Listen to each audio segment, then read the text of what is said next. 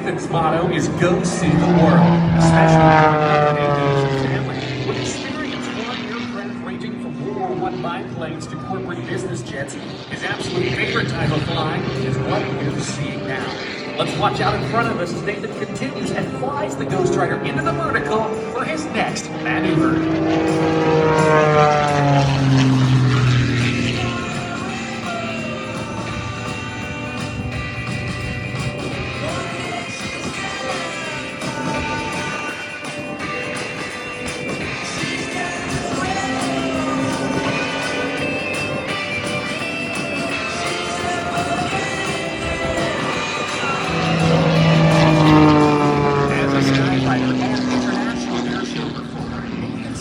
Busy performing at everything from air shows to music festivals, using his onboard smoke system made by injecting a lightweight oil into the exhaust. Each of his skywriting messages can stretch more than 10 miles wide at altitude of more than 2,000 feet.